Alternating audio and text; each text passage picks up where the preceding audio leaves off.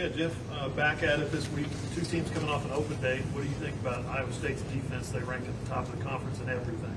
Yeah, they've played really, really well. Really defensively have given them a chance to win every single game they've played. So just a ton of respect for how they play, the way they play, how well they're coached, and be a great challenge for us on the road this weekend. So basically do a lot of rush three drop eight. What is it that they do unique that other teams that try that scheme don't do? Yeah, I think that there's just a ton of belief in the system. It's really been invented there, and those guys have done a great job continuing to find ways to get better at it inside the building. Again, there's great belief, there's great energy about how they play and the way they play, and I think that's what jumps off the tape as much as anything. Right here, Justin. Hey, Jeff, you mentioned after the game against Kansas that it was good to get Marvin so involved, the 9-catch performance. Just how big was that performance from him, and what do you need from him during this last stretch of the season? Yeah, it was important. I think everybody's very aware of how important Marv is to us offensively in creating chunk plays and some situational stuff that has given us an advantage when he's gotten it. So we'll continue to trend that way. I don't think that's a surprise to anybody, but was happy for him. Again, he's been the same guy every single day, so I was glad he was able to go out and have some success on Saturday. Dylan has really spread the ball around to a bunch of receivers, but really targeted Marvin on against Kansas. Just what have you seen between the two of them as far as developing chemistry this year? Yeah, I think with every day, every week, there's just an understanding between the two that it's been good to see. It's been fun to watch, and those guys are on the same page. There's great energy between Dylan and the receiving group, and especially Marv. So it's been good to see. Jeff, how big of a week was last week for someone like DJ Graham making that move, and what have you seen from him that makes you think he could have an impact on this side of the ball? Yeah, I think it was a big week for everybody, just from the standpoint of getting fresh, having a week to be able to get a jump on these guys going into Ames on Saturday, and not just for DJ, but for the entire unit, for the entire football team. Just again creating some fresh legs and getting these guys a little bit of rest while still having a great week of work and getting a good jump. So it was good for everybody. Thanks. Hey, Jeff, could you get into a little bit what you concentrated on last week with the off week, and also a guy like Dylan who's so experienced? What does he do during an off week? Because I know he probably continues to drive and grind. Yeah, again, it was all about refreshing and our guys getting the opportunity to still have a great week of work, but understanding that there wasn't an immediate opponent, but it was so much more about us just getting better every single day. And our guys did a great job of that. Again, I think we got a great jump on what we've got going this weekend. And Dylan had a really good week, again, from an arm care standpoint, a body standpoint, body, mind, and spirit. I think all those guys did a great job of taking advantage of the time that we did have, and now are getting ready to roll. Jeff, you guys had a lot of success on third down against Kansas. I want to ask you just about the concerted effort to really win that down. You guys were struggling a little bit going into that game. Yeah, I think it was all about pitching and catching, throwing and catching, guys making plays on the perimeter. We had a couple of guys make some incredible competitive plays, which was great to see. We're going to continue to need that moving forward. We had a really good day on third down. We're going to need that on Saturday as well. When you look at going back at the film, the 3rd and goal, 4th and goal, going to get a chance to look at it on film, what were your thoughts on that? What could have you guys done to improve? Yeah, I could have done something different. Been in maybe a little more spread formation down there on the third down, the second snap to be able to help us, and that was 100% on me. Wanted to turn and hand the ball to Javonte and give him another opportunity to go score, and that's what we were going to live with. But at the end of the day, really should have been a little different from a formation standpoint, put a little more air in the defense. Yeah, Jeff, you talked about getting a jump on this week's game last week with the bye week. I imagine also get some of those young players some work in there. How do you feel about the way that the freshman receivers and tight ends have come along, specifically Jaden Gibson? Where do you feel like his progress stands right now? Yeah, young guys did have a really good week. They got a bunch of work. Proud of how Jay Gibb has worked and and tried to put himself in a position to help us on Saturdays. Hadn't had a ton of opportunities to do it, but again, he's done a good job of being mindful and understanding that his time will come as long as he continues to put in the work and being the same guy every single day. So just proud of his take on it and how he's attacked it. Do you feel like overall that some of those guys have a chance to see their roles grow here late in the season? It all kind of depends on the flow of the game. Obviously staying healthy is a huge deal as we move forward. Those guys are going to get some opportunities and got to make the most of it when they do, and they will. With DJ, when the position changed, what sort of precipitated that? And with 5 games left, what's realistic for him and what he could do in his new role?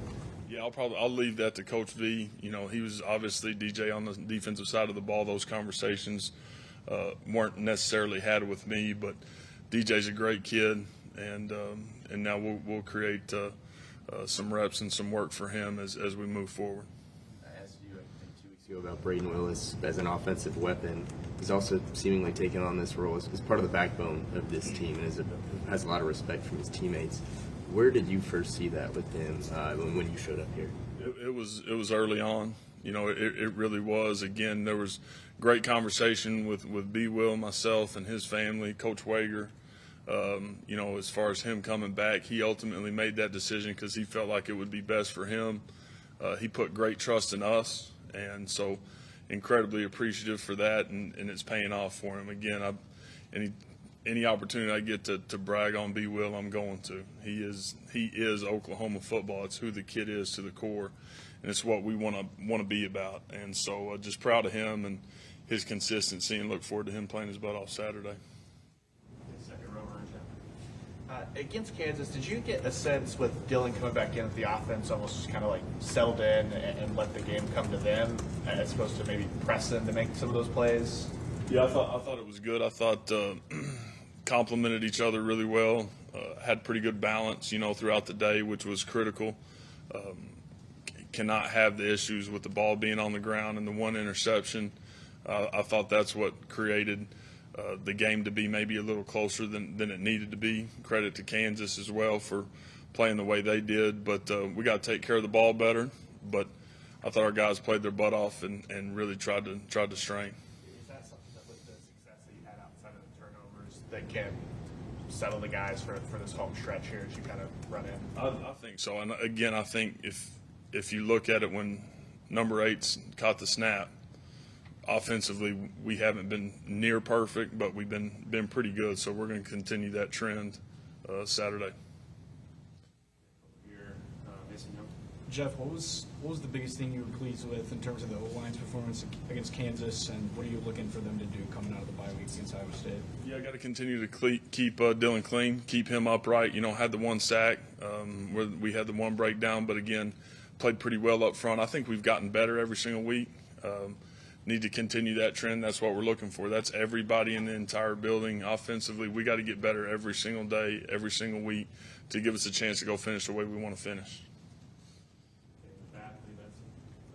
Back here, Coach. Curious, it's nice that Dylan's back, obviously, but since he's been back, has the backup quarterback position, has that been looked at the same, or is it still Davis back there? Or I guess I'm asking, has there been more of an open competition since Dylan's come back? All those guys have gotten reps. Davis has still gotten reps and continued to get better, but all 3 of those guys have gotten a little more work.